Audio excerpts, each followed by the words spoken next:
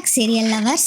எப்போ பார்த்தாலும் விஜயா மீனாவை கரிச்சு கொட்டிக்கிட்டே இருக்கிறாங்க. அதை பார்த்து அண்ணாமலை ஒரு முடிவு எடுக்கிறாரு. முத்து மீனா ரெண்டு பேர்த்தையும் தனி கொடுத்தனம் வச்சிடலாம் அப்படின்னு முடிவும் பண்ணிடுறாங்க. முத்து மீனா ரெண்டு பேரும் தனி கொடுத்தனம் போனாங்களா இல்லையா அப்படிங்கிறத இந்த எபிசோடு ப்ரோமோ ப்ரெடிக்ஷன்ல நம்ம இன்னைக்கு பார்க்கலாம். வீடியோக்குள்ள போறதுக்கு முன்னாடி ஞாபகமா நம்ம சேனலை சப்ஸ்கிரைப் பண்ணிக்கோங்க. பெல் பட்டனை ஹிட் பண்ணி ஆளுங்கிற ஆப்ஷன்ல போட்டுக்கிட்டு அப்படியே லைக்கையும் தட்டி விட்டுட்டு ஹைப்ல பாயிண்ட்ஸையும் கொடுத்துருங்க.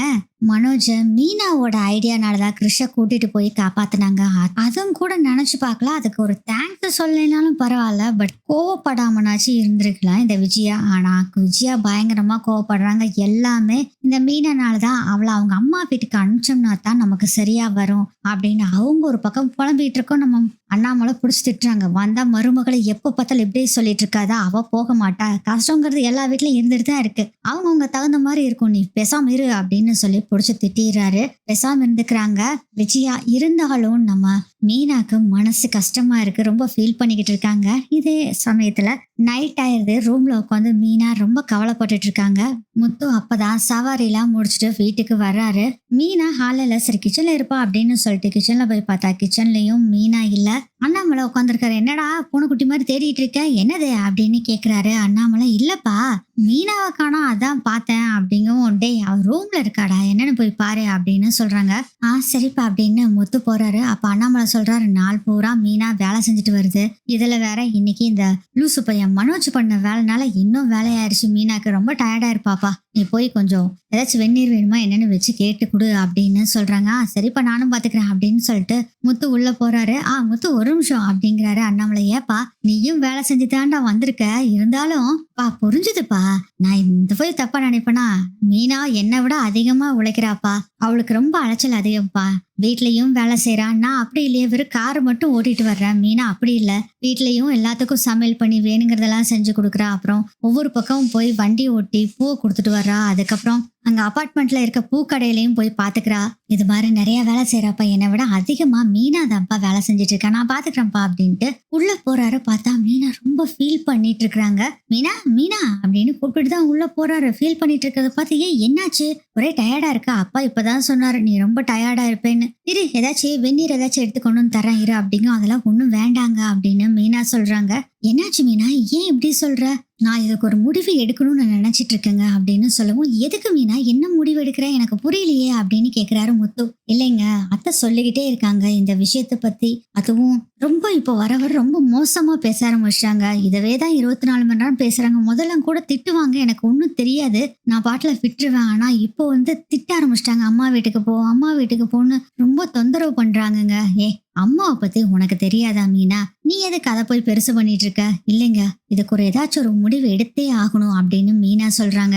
சரி என்ன பண்ணலாம் நீயே சொல்லு, நான் பேசாம அம்மா வீட்டுக்கு போயிடுறேங்க, மாமாவுக்கும் எதுக்கு என்னால தொந்தரவு அப்படின்னு சொல்றாங்க.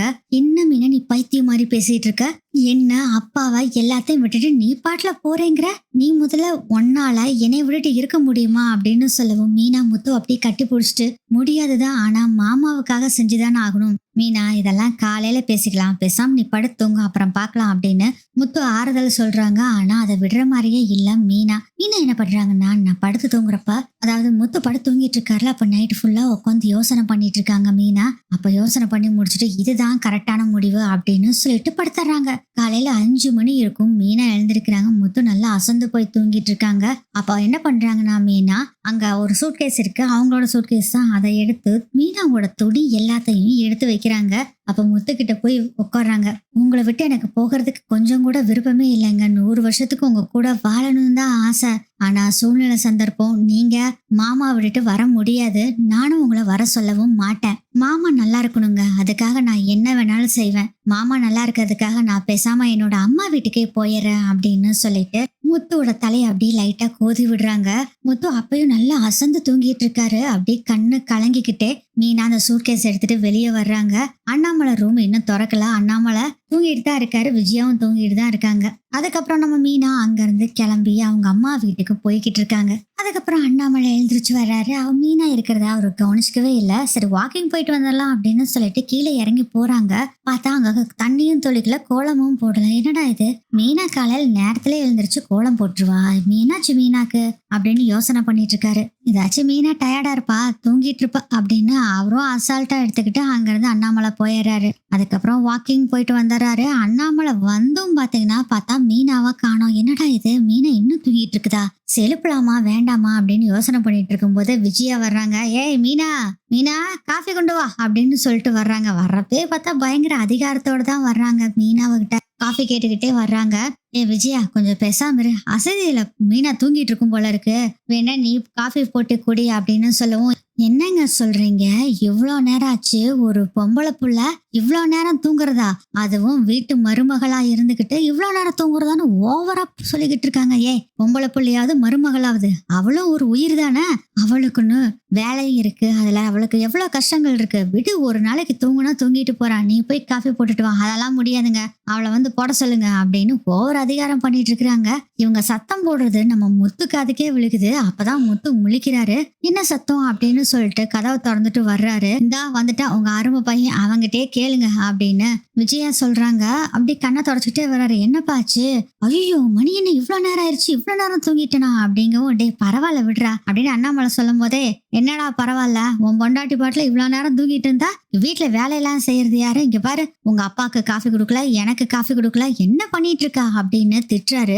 அதை கேட்டுட்டு, நீங்க சொல்ற மாதிரிலாம் அவ ஒன்னும் செய்ய மாட்டா, அப்பாக்கு கண்டிப்பா காஃபி கொடுத்துருப்பா. ஏன்பா காஃபி மீனா கொடுத்துட்டால, இல்லடா அவ தூங்கிட்டு இருக்கா, விடு, அவ எழுந்திரிச்சு செய்யட்டும். அட உங்க அம்மாவை காஃபி போட்டுட்டு வான்னு சொல்றேன், போட மாட்டேங்கிறா அப்படின்னு சொல்லிட்டு இருக்கும்போது, என்னப்பா சொல்லிட்டு இருக்க, மீனா தூங்குறாளா, அவ எங்க இங்க இருக்கா, நான் அவங்கள வேலை செஞ்சிட்டு இருக்கான்னு நினைச்சேன் அப்படின்னு சொல்றாரு முத்து. என்னடா பேசிட்டு இருக்க அப்படின்னு அண்ணாமலை கேட்கவும், இருப்பா ஒருவேளை குளிக்கிறாளா என்னமோ தெரியல, இருங்க பாத்துட்டு வர்றேன் அப்படின்னு சொல்லிட்டு ரூம்ல போய் மீனா மீனான்னு கூப்பிட்டுட்டு பாத்ரூம் கதவெல்லாம் திறந்து பாக்குறாரு. பார்த்தா மீனா ரெஸ்ட் ரூம்லயும் இல்ல, எங்கடா போனா அப்படின்னு. என்னப்பா இது, நானும் நீங்க சொன்ன மாதிரி குளிச்சுட்டு இருக்கான்னு தான் நினைச்சேன்ப்பா, பாத்ரூம்ல இல்ல, இருங்க நான் கிச்சன்ல போய் பாக்குறேன். டே ஏற்கனவே நான் பாத்துட்டு வந்துட்டேன்டா, கிச்சன் இல்ல, ஓ அப்படியே இருங்கப்பா மாடியில போய் பாத்துட்டு வரேன் அப்படின்னு சொல்லிட்டு வேக வேகமா மொத்தம் மாடியில போய் பாக்குறாரு. மாடியிலயும் மீனாவை காணோம். கீழே ஓடி வந்துட்டு அப்பா மீனாவை காணோம்னு சொல்லிட்டு இருக்கும்போது அப்பதான் ரவி ரூம்ல இருந்து வராரு. டே ரவி, மீனாவை பாத்தியா அப்படின்னு முத்து கேக்குறாரு. என்னடாச்சு, அண்ணி எங்க போனாங்க தெரியலையேடா அப்படின்னு சொல்லும் போது அண்ணாமலை சொல்ற, டே முத்து மீனாக்கு கால் பண்ணுடா.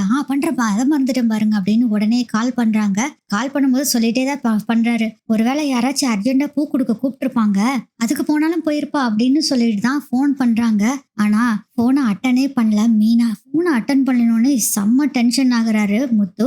இதெல்லாம் பார்த்துட்டு விஜய் சொல்றாங்க, போனா போய் தொலையட்டும் போ, நல்லதுதான் அப்படின்னு சொன்னோடனே, அப்பா பேசாம இருக்க சொல்லுங்கப்பா அப்படின்னு முத்து சொல்லும் போது, ஏன் விஜயா உன் வாயில நல்ல வார்த்தையே வராதா, ஏன் விஜயா இப்படி இருக்க அப்படின்னு அண்ணாமலை ஒரு பக்கம் திட்டிட்டு இருக்காங்க. ஆமா ஆமா, நல்லது கேட்காலம் இல்ல, நல்லது சொன்னா யாரு கேக்குறீங்க அப்படின்னு சொல்லிட்டு விஜயா இவங்க அப்படி இப்படின்னு பேசினாலும் விஜயாக்கு ஒரு பக்கம் சந்தோஷம். எப்படியோ அந்த பூ கட்டுறவ இங்க இருந்து போயிட்டா, சந்தோஷம்தான் அப்படின்னு நினைச்சு மனசுக்குள்ள சந்தோஷப்பட்டுட்டு இருக்காங்க.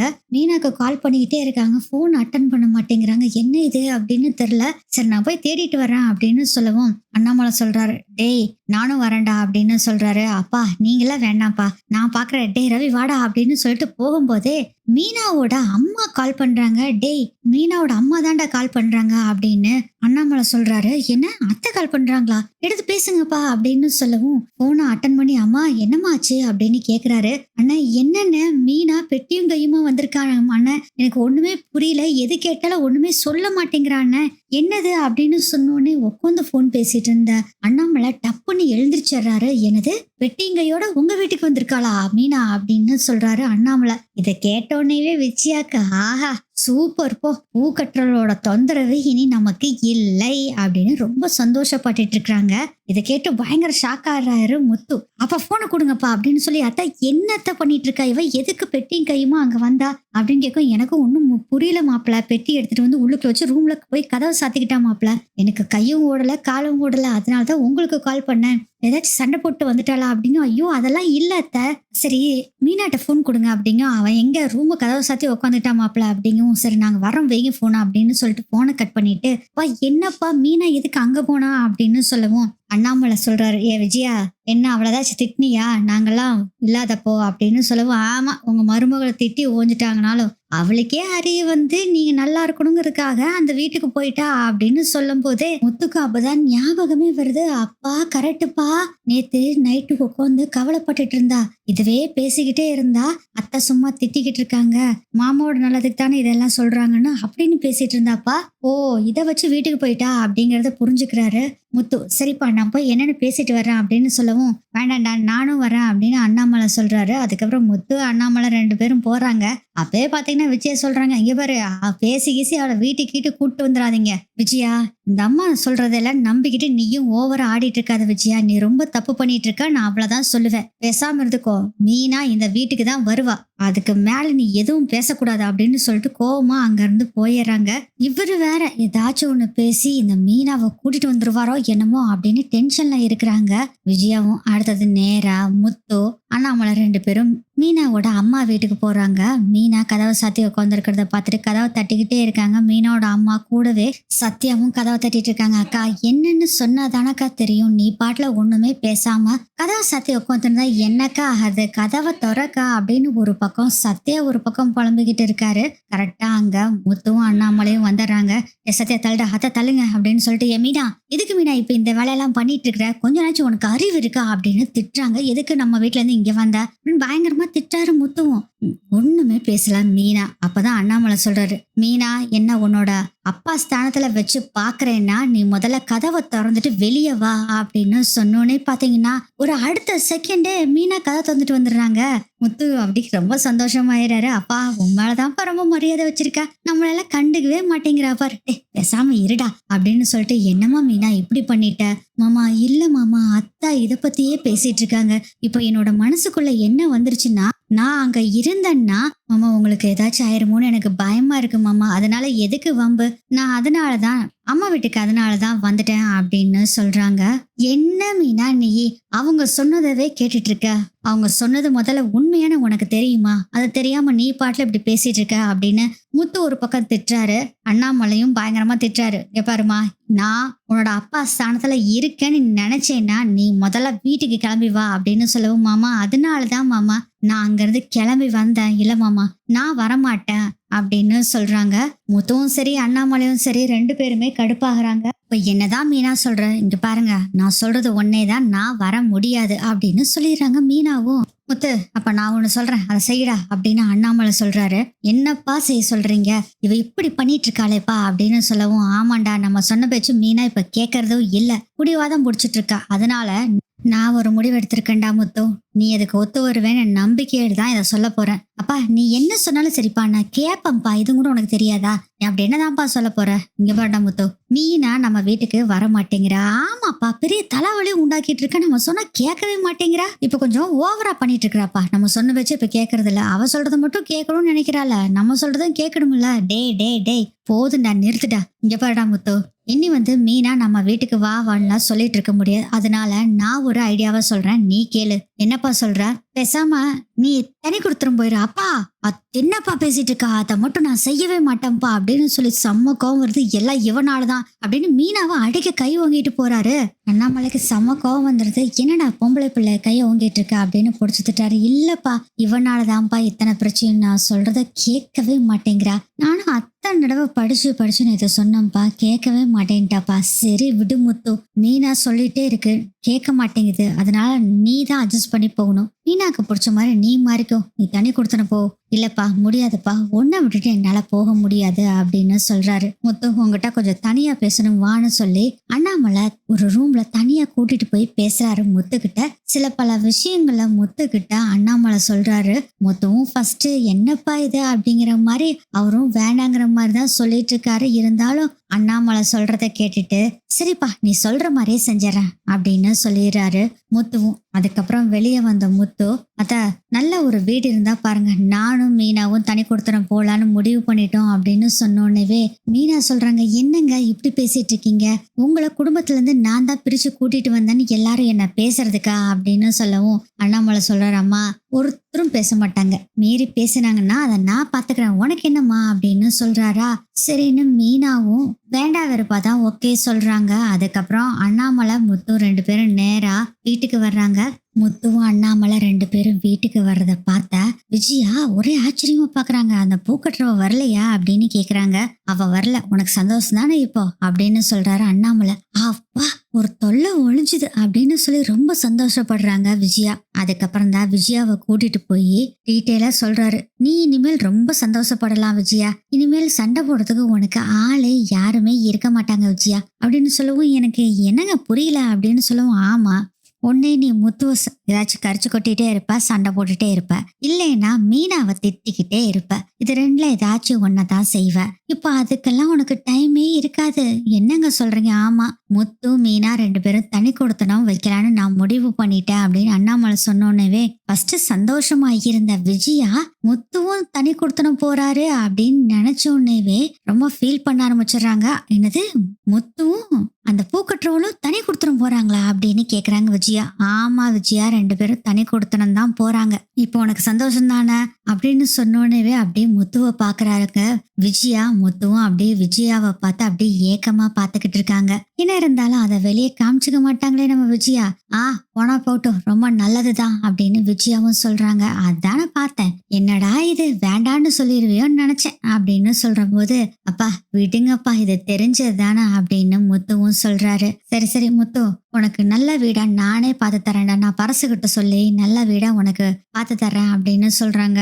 அப்பா எனக்கு அதை பத்திலாம் கவலையே இல்லை, நீ சொன்னதுக்காக தான்ப்பா இதெல்லாம் செய்யறேன் அப்படின்னு சொல்லிட்டு அங்கிருந்து நேரா முத்து போயிடுறாரு. இருந்தாலும் விஜயா மனசுக்குள்ள ஒரே கவலை. அதுக்கப்புறம் நைட் ஆகுது, ரவி வர்றாரு. என்னாச்சுப்பா, நீங்க போய் அண்ணிட்ட பேசுனீங்களா? அண்ணி ஏதாச்சும் சொன்னாங்களா? நான் கேட்க முடியல போன் பண்ணி, அதனாலதான்ப்பா இப்ப கேக்குறேன் அப்படின்னு சொல்லவும், டேய் நாங்க எல்லாம் பேசிட்டோம் அப்படின்னு சொல்லிட்டு நடந்த விஷயத்தெல்லாம் சொல்றாங்க. முத்து மீனா 2 பேர்த்தையும் தனி கொடுத்தனம் வைக்க போறோம் அப்படிங்கிற விஷயத்த சொன்னோன்னே பயங்கர ஷாக் ஆயிடுறாரு ரவி. என்னப்பா பேசிட்டு இருக்கீங்க? அண்ணியையும் முத்துவும் தனி கொடுத்து வைக்கிறீங்களா? ஏன்ப்பா இப்படி பண்ணிட்டு இருக்கீங்க? அந்த அம்மா சொல்லுச்சுன்னு சொல்லிட்டு நீங்களும் இப்படி பண்றீங்களா? அம்மா சொல்ற மாதிரியே கேட்டுக்கிட்ட அப்படின்னு சொல்லவும், டேய் விடுடா, உங்க அம்மா ஆசை அதுதான், விடு, இதுக்கு மேல எதுவும் பேசாத அப்படின்னு சொல்லவும் பயங்கர கடுப்பாயிராரு ரவி. அப்பதான் நம்ம மனோஜ் வர்றாரு. ஏற்கனவே வாங்கி கட்டிட்டு இருந்த மனோஜ் இந்த விஷயத்த கேட்ட மனோஜுக்கு ஒரே சந்தோஷமாயிருது. அப்போ முத்து மீனா 2 பேர் தனி கொடுத்துட போறாங்களா? அவாடா, என்னோட ரூம் எனக்கு திரும்பவும் கிடைச்சிருச்சு அப்படின்னு சந்தோஷமும் சொல்லிட்டு இருக்கிறது ரவி, அண்ணாமலை, விஜயா 3 பேர் அப்படியே முறைச்சு பாக்குறாங்க. இல்ல இல்ல, என்னோட ரூம் கிடைக்க போகுதுன்னு சந்தோஷப்பட்டேன், இல்ல சும்மாதான், பரவாயில்ல பரவாயில்ல, நீயோ கேரியான் அப்படின்னு சொல்லிட்டு ரெஸ்ட் ரூம் போற மாதிரி அப்படியே எஸ்கேப் ஆயிடுறாரு மனோஜ். அதுக்கப்புறம் மீனாவை பாக்குறதுக்காக முத்து போறாரு. மீனா முத்து 2 பேரும் அப்படின்னு நடந்துகிட்டே ரோட்ல நடந்து போயிட்டே பேசிட்டு இருக்காங்க. என்னங்க இப்படி பண்ணிட்டீங்க, மாமா விட்டுட்டு எப்படிங்க நீங்க வருவீங்க அப்படின்னு சொல்றாங்க. அதெல்லாம் வந்துதான் ஆகணும் மீனா, அப்பா சொல்லிட்டாரு அப்படின்னு சொல்லி சில பல விஷயங்களை அவரும் ரகசியமா மீனா கிட்ட சொல்றாரு. இதை கேட்டோன்னு மீனாக்கும் செம்ம ஹாப்பி. என்னங்க சொல்றீங்க? ஆமா மீனா, என்னால நம்பவே முடியலைங்க அப்படின்னு சொல்லவும், நீ நம்பிதான் ஆகணும் மீனா அப்படின்னு சொல்றாரு முத்துவும். அதுக்கப்புறம் பாத்தீங்கன்னா மீனா முத்து 2 பேத்துக்கும் வீட்டையும் பாக்குறாங்க. பால் காய்ச்சறதுக்கான டேட்டும் அண்ணாமலை குறிச்சு கொடுக்குறாரு. பால் எல்லாம் காய்ச்ச போறதுக்காக மீனா முத்து 2 பேரும் நேரா வந்து விஜயாவை கூப்பிடுறாங்க. அதான் நீங்க வந்துதான் பால் காய்ச்சணும் வீட்டுக்கு அப்படின்னு சொல்றாங்க. எல்லாம் வரேன் அப்படிங்கிற மாதிரி ஓவரா செலுத்துக்கிறாங்க விஜயாவும். அதுதான் 2 பேரும் புதுசா தனி கொடுத்தன போறாங்க. நீ என்னடானா ஓவரா செலுத்துக்கிற, வரேன்னு சொல்ல அப்படின்னு சொல்றாரு அண்ணாமலை. அதான் வரேன்னு சொல்லிட்டேனே, அப்புறம் என்னங்க அப்படின்னு சொல்றாங்க. அதுக்கப்புறம் அதே மாதிரி முத்து மீனா தனி கொடுத்தனம் போகிறதுக்கு பால் காய்ச்சறதுக்கு அன்னைக்கு டேட்டும் வந்துடுதா. எல்லாரும் வீட்டுல போய் பால் காய்ச்சறாங்க. அதுல மனோஜ், ரவி, ஸ்ருதி, மீனா வீட்டுல எல்லாருமே வந்திருக்காங்க. ஆனா சீதா மட்டும்தான் சீதா வீட்டுல இருந்து வந்திருக்காங்க. பால் காய்ச்சறதுக்கு முன்னாடியும் ரவி சொல்றாரு, ஸ்ருதியும் சொல்றாங்க, இந்த தனி கொடுத்தனம்லாம் தேவையா, வேண்டாம் முத்து அப்படின்னு சொல்றாங்க ரவி. ஸ்ருதியும் சொல்றாங்க. ஆனா முத்து என்ன சொல்றாருன்னா, அப்பா இதை சொல்லிட்டாரு, நான் செய்வேன் அவ்வளவுதான் அப்படிங்கிற மாதிரி சொல்லிடுறாங்க.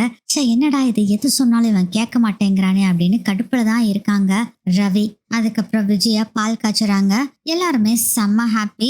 மத்தியானம் எல்லாம் ஆறாமரம் உட்காந்து எல்லாம் சாப்பிட்டுட்டு அவங்க வீட்டுக்கு போறாங்க. அப்போ விஜயாவும் நான் கிளம்புறோம் அப்படின்னு சொல்லிட்டு வாங்க போலாம் வீட்டுக்கு அப்படின்னு அண்ணாமலை கிட்ட சொல்றாங்க. கரெக்டா மனோஜும் வராரு. அப்புறம் மனோஜ் வீடெல்லாம் சுத்தி பாக்குறாரு. குருவி கூடு மாதிரி இருக்குல்லம்மா அப்படின்னு சொல்லி நக்கலா சிரிக்கிறாங்க. டேய், இது 2 பெட்ரூம் இருக்க வீடு, இதுக்கே இப்படி பண்ணேன்னா நீ எல்லாம் சம்பாரிச்சு ஒரு வீட்டை வாங்கினா என்னடா ஆகுறது, என்ன பந்தா விடு அப்படின்னு முத்து பேசிக்கிட்டு இருக்காரு. டேய், நல்ல நாளும் அதுவுமா எதுக்குடா இதெல்லாம் பேசிக்கிட்டு விடுறா முத்து அப்படின்னு அண்ணாமலை சொல்றாரு. சரி சரி, எல்லாம் பேசுனது போதும், வாங்க போலாம் அப்படின்னு சொல்லவும் விஜயா சொல்றாங்க. அப்படின்னு அதுக்கு மனோஜ் சொல்றாரு, ஆமாமா, இந்த குருவி கூடு மாதிரி வீட்டுல எல்லாம் இருக்கவே முடியாது. ஐயோ, இந்த ஏசி வேற இல்ல, எப்படிதான் இருப்பாங்களோ தெரியல அப்படின்னு சொல்லவும், டேய் அடங்குடா தொழிலதிபரே, ஓவரா பண்ணாத சரியா அப்படின்னு முத்து சொல்றாரு. கரெக்டா உள்ள வரலாமா அப்படின்னு இவங்க பேசிட்டு இருக்கும் போதே ஒரு வாய்ஸ் கேக்குது. யார் அதுன்னு பார்த்தா அது சிந்தாமணி. இதுக்கு இங்க வந்தது அப்படின்னு முத்து பார்த்துட்டு இருக்காரு. சரி, வந்தவங்களை வரவேற்று ஆகணுமே, சரி வாங்க அப்படின்னு சொல்லி கூப்பிட்டு ஸ்வீட் இதெல்லாம் கொடுக்குறாங்க. சிந்தாமணிக்கு செம்ம ஹாப்பி. ஏன்னா அந்த முத்து மீனாவை விஜயாவோட வீட்டுல இருந்து தூக்கி போட்டா மட்டும்தான் இவங்க விஜயாவோட வீட்டை ஆட்டைய போட முடியும். அந்த பிளானை வச்சுதான் இவங்க இதெல்லாம் காய் நகர்த்திட்டு இருந்தாங்க. அதே மாதிரி நம்ம ரோகிணியும் வந்து சேர்ந்தாங்களா. இவங்க 2 பேரும் கூட்டு களவாணித்தனம் பண்ணி எப்படியோ முத்துவையும் மீனாவையும் தனி கொடுத்தனும் வர வச்சுட்டாங்க. அதனால ரொம்ப சந்தோஷமா இருக்காங்க. அதுக்கப்புறம் சிந்தாமணி வீடெல்லாம் சுத்தி பாக்குறாங்க. சூப்பரா தான் இருக்கு, பரவாயில்ல மாஸ்டர் அப்படின்னு விஜயா கூப்பிடுறாங்க.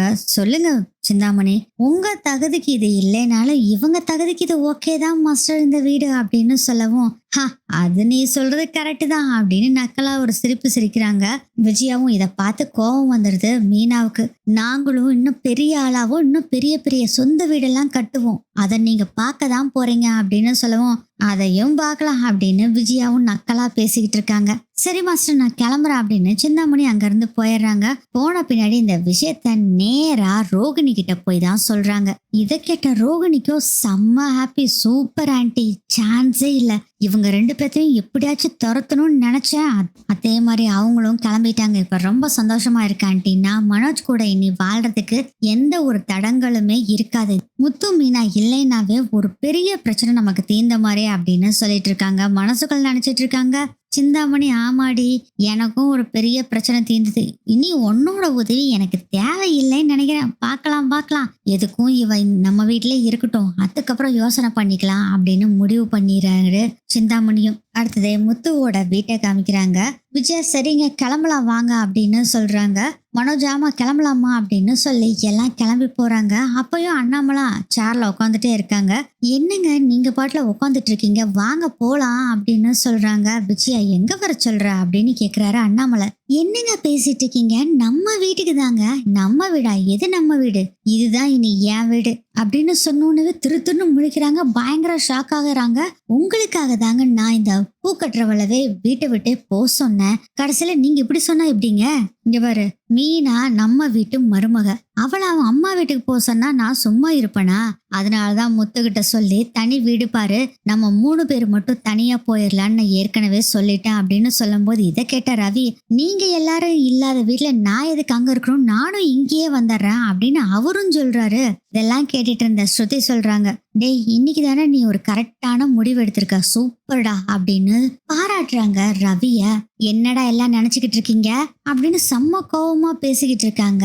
விஜயாவும் நீ என்னதான் சொன்னாலும் சரி விஜயா, நாங்க அந்த வீட்டுக்கு வரப்போறது இல்ல. உனக்கே என்னைக்கு மனசு மாறி இது எல்லாமே பொய் அப்படின்னு உனக்கு தோணுதோ அப்ப வந்து எங்களை கூப்பிடு, நாங்க 3 பேரும் வர்றோம் அப்படின்னு சொல்லும் போதே ரவி சொல்றப்பா என்னையும் சேர்த்துக்கிங்க, நானும் அந்த வீட்டுக்கு போறது மாதிரிலாம் ஐடியாவே இல்லப்பா அப்படின்னு சொன்னோன்னே, டேய் என்னடா நினைச்சிட்டு இருக்கீங்க எல்லாரும் அப்படின்னு கட்டுப்புல பேசிட்டு இருக்காங்க. விஜயா நீ என்னதான் பேசினாலும் சரி விஜயா, நாங்க வரப்போறதுல நீங்க கிளம்புங்க அப்படின்னு சொல்லவும், இதை பார்த்தா மனோஜ் சொல்றாருமா, விடுமா அப்புறம் பாத்துக்கலாம், எப்படி இருந்தாலும் இங்க எல்லாம் இருக்க முடியாதுமா, கொஞ்ச நாள் இருப்பாங்க, அதுக்கப்புறம் நம்ம வீட்டுக்கே வந்துருவாங்கம்மா, விடுங்க அப்படின்னு சொல்லிட்டு விஜயாவை சமாதானப்படுத்தி கூட்டிட்டு வந்துடுறாங்க.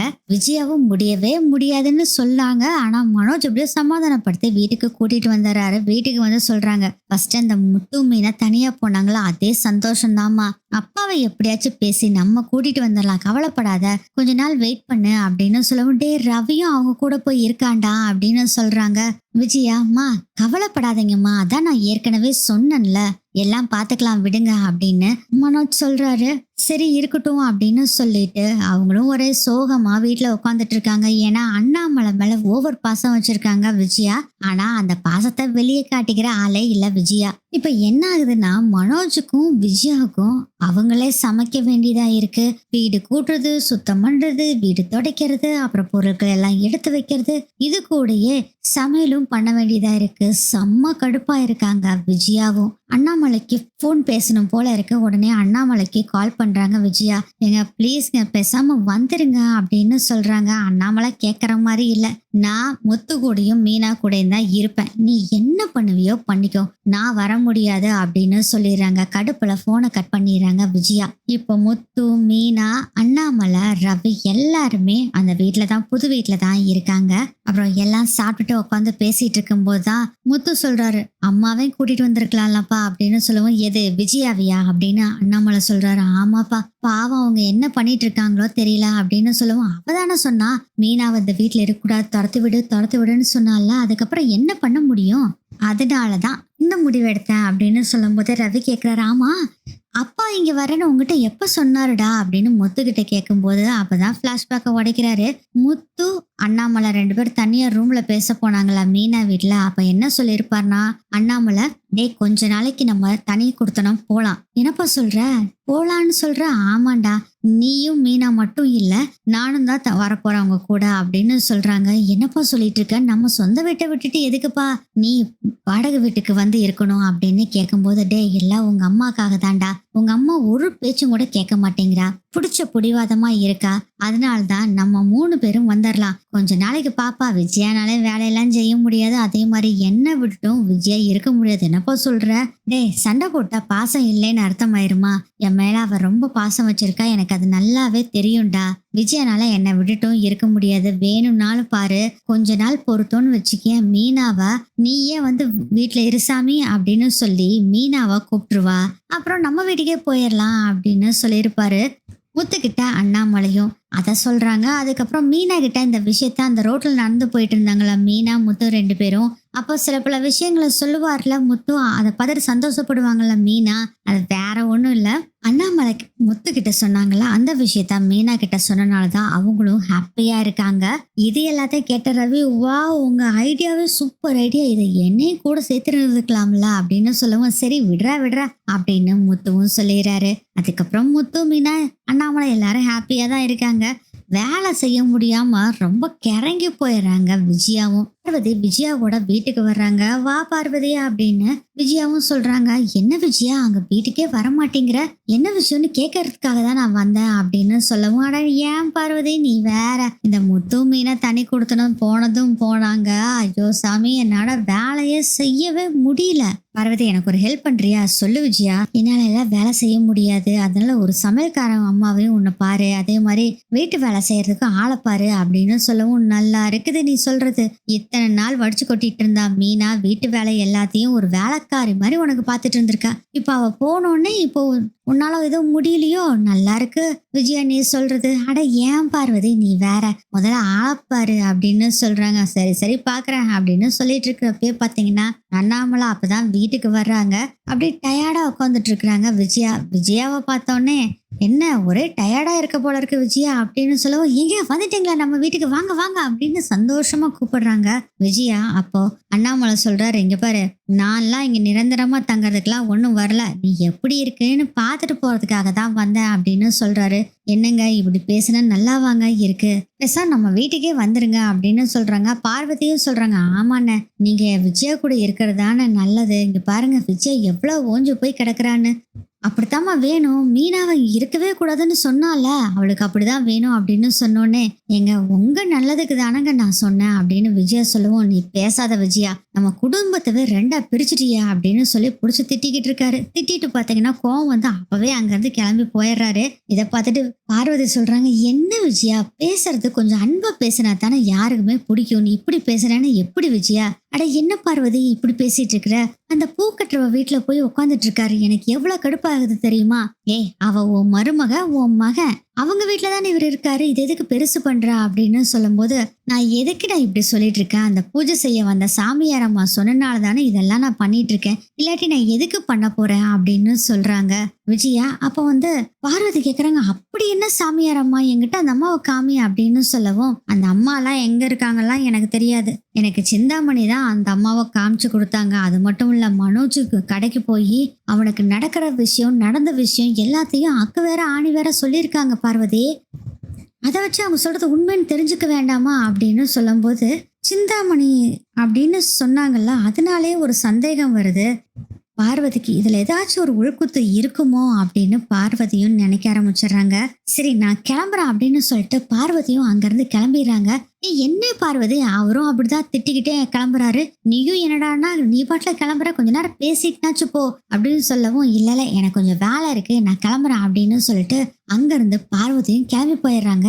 நல்லதுக்கே காலமில்ல அப்படின்னு விஜயா உட்காந்துட்டு இருக்காங்க. ஆனா பார்வதி என்ன பண்றாங்கன்னா, இந்த விஷயத்த மீனா கிட்ட சொல்லியே ஆகணும்னு சொல்லிட்டு போன் பண்ணி மீனா கிட்ட இந்த விஷயத்த சொல்றாங்க. சிந்தாமணி தான் இந்த சாமியார் அம்மாவை அனுப்பிச்சு விட்டாங்க அப்படின்னு சொல்லவும், இது எனக்கு முதல்ல தெரியுமே ஆண்டி அப்படின்னு சொல்லவும், எனக்கு என்னமோ சந்தேகமா இருக்கு, சிந்தாமணி இது மாதிரி ஏதாச்சும் ஒரு வேலையை பண்ணிட்டாலோ என்னமோன்னு சந்தேகமா இருக்கு, வேணும்னே சாமியார் அம்மா மாதிரி ஒரு ஆளை நடிக்க வச்சிருந்தா அப்படின்னு சொன்னோன்னே தான் நம்ம மீனாக்கு தட்டுப்படுது.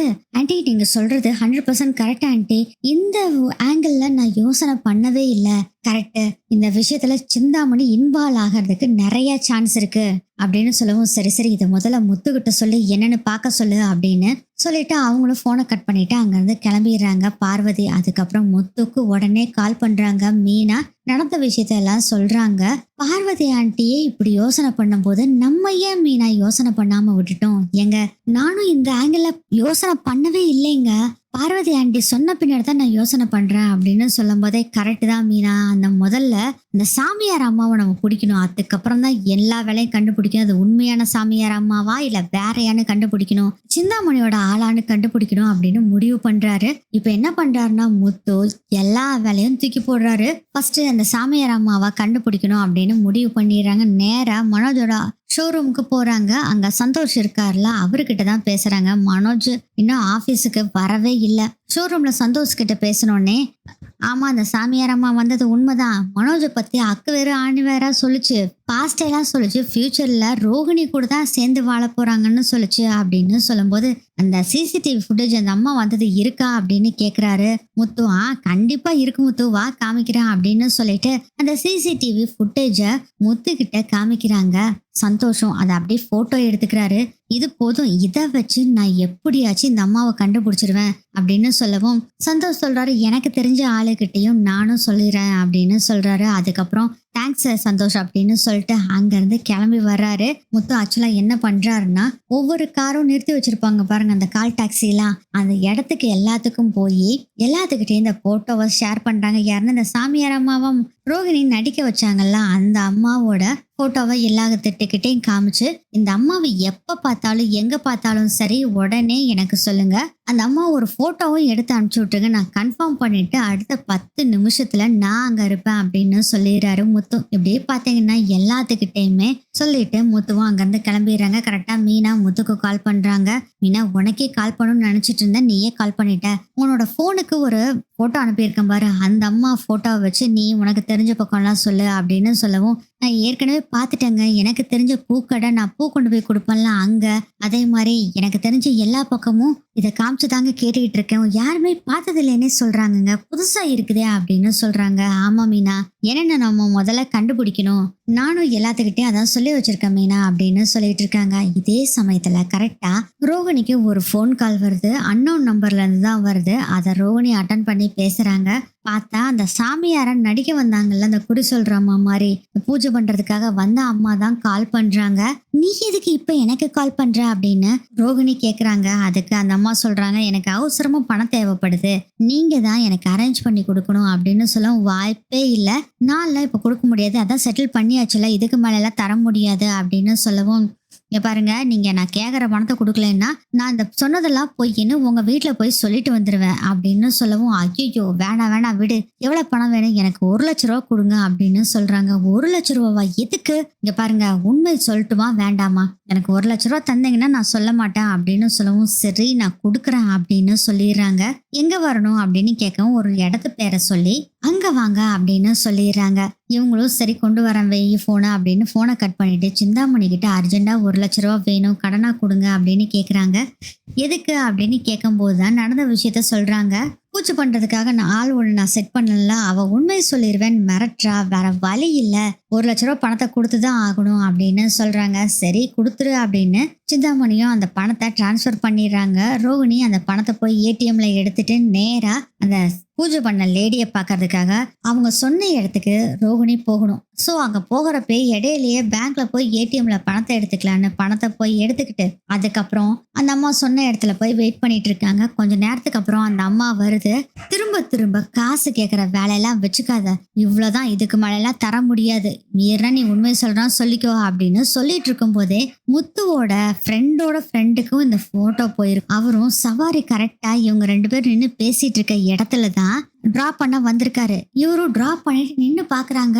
இது நம்ம ஃப்ரெண்டோட ஃப்ரெண்டு முத்து சொன்ன ஆள் மாதிரி தெரியுதே அப்படின்னு சொல்லிட்டு போட்டோவை பாக்குறாங்க. இந்த அம்மாவும் அந்த அம்மாவும் ஒரே மாதிரி தான் இருக்காங்க. ஸோ இந்த அம்மா ஒரு போட்டோ எடுத்து அவங்களுக்கு கன்ஃபார்ம் பண்ணிடலான்னு சொல்லிட்டு என்ன பண்றாங்கன்னா போட்டோவை எடுக்கிறாங்க. ரோகிணி அந்த அம்மா 2 பேரும் இருக்கிற மாதிரி பேசிட்டு இருக்காங்கல்ல, அதை அப்படியே போட்டோயை எடுத்து அவங்க ஃப்ரெண்டுக்கு அனுப்புறாரு. அந்த ஃப்ரெண்டு என்ன பண்றாருன்னா முத்துக்கு அனுப்பிச்சு விடுறாரு. முத்துவும் அந்த போட்டோவை பாத்துறாரு. வாவ் புடிச்சாச்சுரா அப்படின்னு நினைச்சிட்டு இருக்கும்போது பக்கத்துல தெரிஞ்ச முகமா இருக்கே அப்படின்னு பார்த்தா வேற யாரும் இல்ல, ரோகிணி தான் பேசிட்டு இருக்காங்க. அப்பவே புரிஞ்சு போயிருது, ஓஹோ இது எல்லாமே பார்லர் அம்மாவோட வேலை தான் அப்படிங்கறத தெரிஞ்சுக்கிறாங்க நல்லாவே. உடனே அந்த ஃப்ரெண்டோட ஃப்ரெண்டுக்கு கால் பண்றாங்க. டேய் அந்த 2 பேரும் பேசிக்கிட்டு தான் இருக்காங்களா அப்படின்னு கேக்குறாங்க. ஆமா முத்து பேசிக்கிட்டு தான் இருக்காங்க அப்படின்னு ஃப்ரெண்டோட ஃப்ரெண்டுன்னு சொல்றாரா. உடனே என்ன சொல்றேன்னா அவங்க என்ன பேசுறாங்கன்னு எனக்கு வீடியோ எடுத்து அனுப்பிடுறியா அப்படின்னு கேக்குறாங்க. கண்டிப்பா தாராளமா அனுப்புற முத்து அப்படின்னு சொல்லிட்டு ரோகிணி அந்த அம்மா 2 பேரும் பேசிட்டு இருக்கிறது, அதுக்கப்புறம் ரோகிணி அந்த அம்மாவுக்கு பணம் கொடுக்கறது, இது எல்லாத்தையுமே நல்லா துல்லியமா வீடியோ எடுத்து வச்சிடறாரு. அதை நம்ம முத்துக்கும் அனுப்பிச்சு விட்டுறாரு. அந்த செகண்டே பாத்தீங்கன்னா அந்த வீடியோவை பார்த்துட்டு முத்து வேகமா ஃப்ரெண்டோட ஃப்ரெண்டு லொகேஷன் வேற அனுப்பிச்சிருப்பாரு, அந்த இடத்துக்கு போறாங்க. போய் பார்த்தா அங்க அந்த அம்மாவும் இல்ல, ரோகிணியும் இல்ல.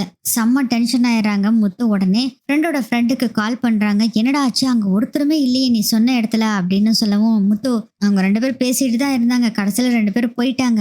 இப்போ நான் அந்த சாமியார் அம்மா சொன்னீங்கல்ல பூஜை பண்ற அம்மா, அந்த அம்மாவை தான் நான் ஃபாலோ பண்ணிக்கிட்டு போறேன் அப்படின்னு சொன்னோன்னு, சூப்பர்டா சூப்பர்டா நீ ஃபாலோ பண்ணிட்டு போ, லைவ் லொகேஷன் எனக்கு அனுப்பிச்சு விட்டுரு அப்படின்னு சொல்லவும், ஓகேடா அனுப்பிச்சு விட்றேன் அப்படின்னு சொல்லிட்டு அவரும் லொகேஷன் அனுப்பிச்சு விடுறாங்க. ஃப்ரெண்டோட ஃப்ரெண்டு எங்க போறாரோ இவரும் ஃபாலோ பண்ணிக்கிட்டே போறாரு. கரெக்டா ஃப்ரெண்டோட ஃப்ரெண்டு இருக்கிறாருல அந்த இடத்துக்கு முத்துவும் போயிடுறாரு. கரெக்டா பாத்தீங்கன்னா அவங்க ஃப்ரெண்டு இருக்கிற இடத்துக்கும் போயிடுறாங்க. எங்கடா அந்த அம்மா எங்க காணோம் அப்படின்னு சொல்லவும், அதோ பாரு அங்க ஒரு வீடு இருக்கு பாரு, அதுக்குள்ளதான் அந்த அம்மா போச்சு அப்படின்னு சொல்லவும், ரொம்ப தேங்க்ஸ்டா மச்சான் அப்படின்னு சொல்லிட்டு அந்த ஃப்ரெண்டோட ஃப்ரெண்டையும் கூப்பிட்டு முத்து 2 பேரும் அந்த வீட்டுல போய் கதவை தட்டுறாங்க. கரெக்டா அந்த அம்மா தான் கதவை திறக்குது. முத்துவை பார்த்தோன்னே பயங்கர ஷாக்கா பாக்குது. என்ன ஷாக்கா பாக்குறீங்க, நீங்க எங்க வீட்டுக்கு வந்து குறி சொல்ற மாதிரி பூஜை பண்ற மாதிரி ஒரு விஷயத்த சொல்லிட்டு போனீங்கல்ல, அதுக்கப்புறம் எங்க வீட்டுல என்னாச்சுன்னு தெரியுமா அப்படின்னு சொல்லவும், நான் கரெக்டா தான் சொன்னேன், தப்பெல்லாம் ஒண்ணும் சொல்ல அப்படின்னு சொன்னும் போதே உடனே முத்து என்ன பண்றாருன்னா ரோகிணி கிட்ட இருந்து பணம் வாங்குற வீடியோ இருக்குல்ல அந்த வீடியோவை போட்டு காமிக்கிறாரு. அந்த அம்மா பயங்கர ஷாக்கா பாத்துக்கிட்டு இருக்குது. நான் யாருக்கிட்ட வேணா கடன் வாங்குவேன், உனக்கு என்ன தம்பி அப்படின்னு சொல்லவும், இது யாரு தெரியுமா, எங்க வீட்டு முன்னாள் மருமகள், என் அண்ணனோட சம்சாரம், இதுகிட்ட நீ பணம் வாங்கியிருக்க, எனக்கு என்னமோ உள்குத்து இருக்கிற மாதிரி இருக்கு, உண்மை சொல்லு, இல்லைன்னா எனக்கு போலீஸ் ஸ்டேஷன்ல நிறைய போலீஸ் எல்லாம் தெரியும், அவங்க கிட்ட நான் மாட்டி விட்டுருவேன் அப்படின்னு சொல்றாங்க. முத்து இதை கேட்டோடனே அந்த அம்மா பயந்து போயிருது. ஐயோ இல்ல இல்ல வேண்டாம் வேண்டாம், அப்பெல்லாம் செஞ்சிராத தம்பி அப்படின்னு சொல்லவும், அப்பனா நான் சொல்ற மாதிரி நீ செய், நீ உண்மையை வந்து எங்க வீட்டுல சொல்லணும். யார் இதை பண்ண சொன்னாங்க அப்படிங்கறது எல்லா விஷயத்தையும் நீ சொன்னேன்னா உன்னை நாங்க விட்டுருவோம், போலீஸ் கிட்ட புடிச்சு கொடுக்க மாட்டோம், இல்லைன்னா புடிச்சு கொடுத்துருவோம் அப்படின்னு சொல்லவும், தம்பி நான் உண்மையை பூரா சொல்றேன், நீ எங்க கூப்பிட்டு உண்மையை சொல்றியா அங்க வந்து சொல்றேன், ஆனா போலீஸ் கிட்ட மட்டும் சொல்லிடாத தம்பி அப்படின்னு சொல்லவும், அப்படி வாங்க வலிக்கு, சரி என் கூட கார்ல வாங்கன்னு சொல்லிட்டு அப்பவே அந்த அம்மாவை காரை தூக்கி போட்டுக்கிட்டு நம்ம ரவி, ஸ்ருதி, அதுக்கப்புறம் மனோஜ், அண்ணாமலை, மீனா எல்லாத்துக்குமே ஃபோன் பண்ணி வீட்டுக்கு வர சொல்லிடுறாங்க. அண்ணாமலை கேக்குறாரு, என்னடா விஷயம், எதுக்குடா வர சொல்ற அப்படின்னு கேக்குறாங்க. அப்பா ஒரு முக்கியமான விஷயம் நீங்க வந்தா தான் எதுனாலும் தெரியும், நீங்க வாங்கன்னு சொல்லிடுறாரு முத்துவும். ஒரு ½ வீட்டுக்கு எல்லாருமே வந்துடுறாங்க. எதுக்கு எல்லாத்தையும் வர சொன்னாங்க அப்படின்னு சொல்லி வீட்டுல எல்லாம் யோசனை பண்ணிட்டு இருக்காங்க.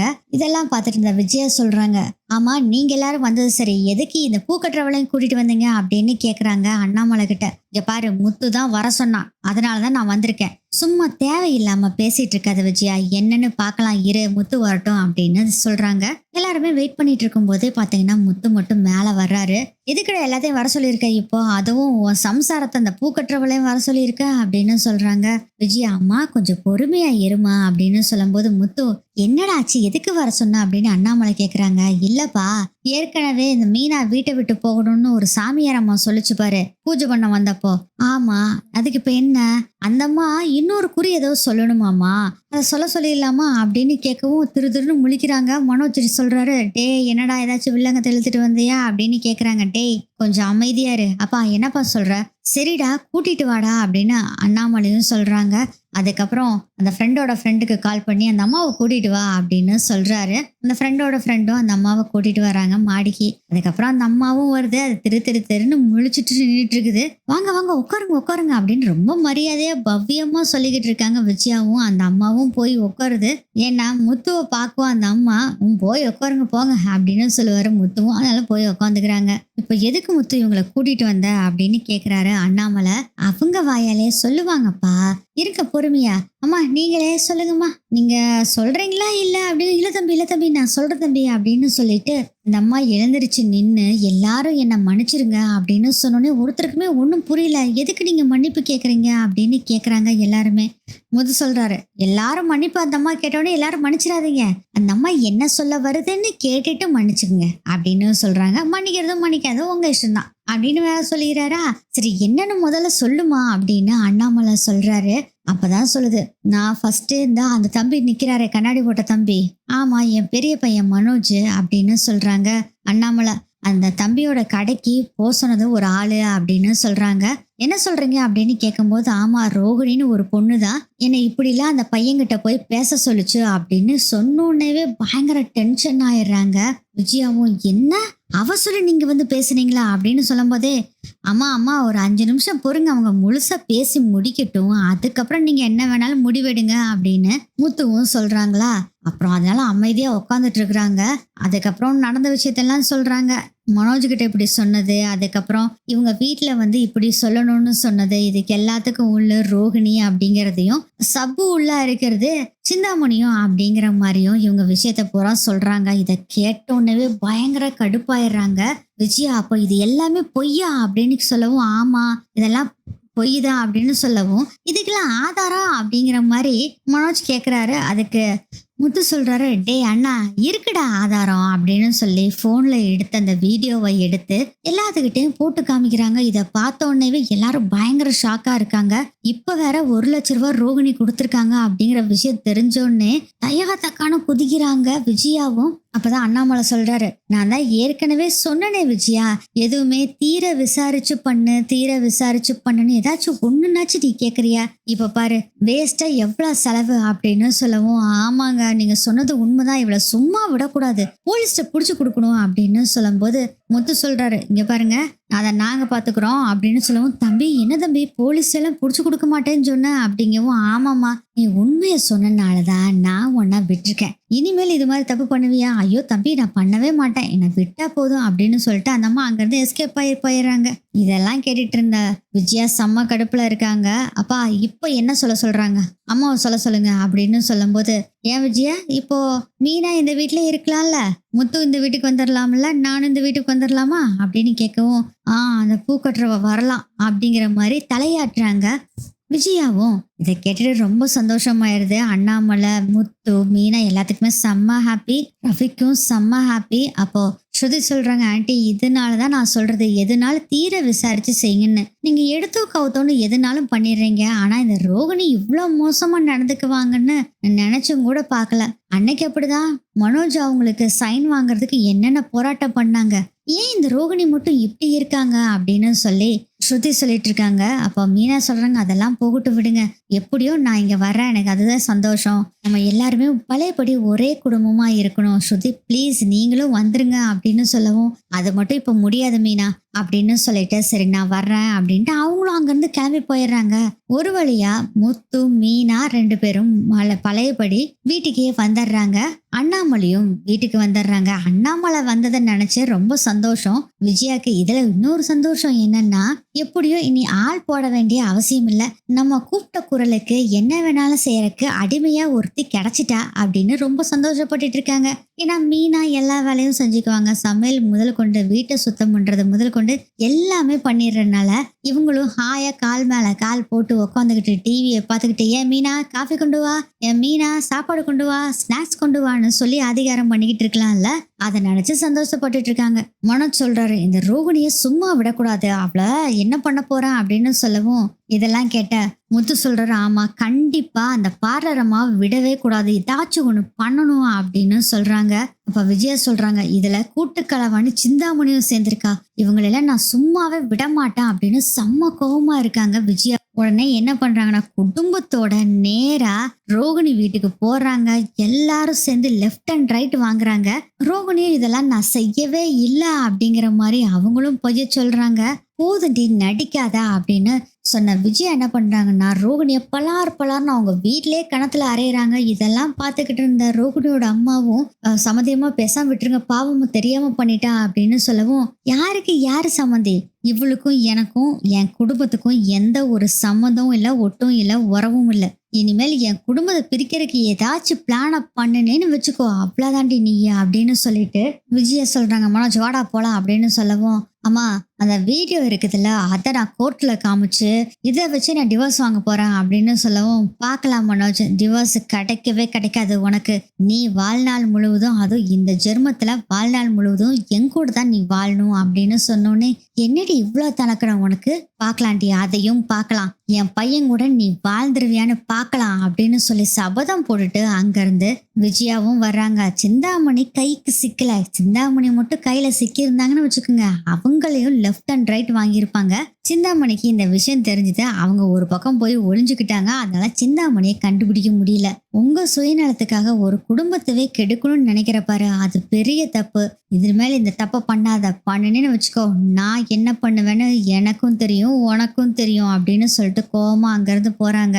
முத்து சொல்றாரு, இங்க பாரு பார்லர் அம்மா, பேசாம நீ போயிட்டேனா, மனோஜுக்கு டைவர்ஸ் கொடுத்துட்டு போயிட்டேனா ரொம்ப நல்லது, இல்லைன்னா நான் ஏதாச்சும் ஸ்டெப் எடுக்க வேண்டியது இருக்கும் அப்படின்னு சொல்லவும், பார்க்கலாம் முத்து, அதையும் பார்க்கலாம் அப்படின்னு சொல்லவும், இத்தனை மாட்டியும் நீ அடங்கவே மாட்டேங்கிற பாரு, உனக்குலாம் கொஞ்சம் ஜாஸ்தி தான் இருக்கு திமிரு அப்படின்னு திட்டிக்கிட்டே, இனிமேல் இது மாதிரி தில்லாலங்கடி வேலையெல்லாம் பண்ணிக்கிட்டு இருந்தேன்னு வச்சுக்கோ, அப்புறம் நேரா நீ களி சாப்பிட வேண்டியதான் அப்படின்னு திட்டிட்டு அங்க இருந்து கிளம்பிடுறாங்க. அப்புறம் கார்ல எல்லாரும் போய்கிட்டு இருக்காங்க. விஜயா சொல்றாங்க, அந்த சிந்தாமணியை பிடிக்க முடியல, அவளை மட்டும் பிடிச்சன்னா அவளுக்கு இருக்கு அப்படின்னு சொல்லவும், விஜயா அந்த பேச்சை நீ விடு, சிந்தாமணி கூட நீ பேசுறத நீ கட் பண்ணிரு, நான் எதுக்கு நீ அவ கூட போய் பேச போறேன், இவ்வளவு மோசமா இருப்பான்னு நான் நினைச்சும் கூட பார்க்கல அப்படின்னு சொல்லி பயங்கர கடுப்புல இருக்காங்க. ஏன்னா அண்ணாமலையை பத்தி அந்த அம்மா சொல்லிச்சுல்ல, அதனாலதான் பயங்கர கோவத்துல இருக்காங்க.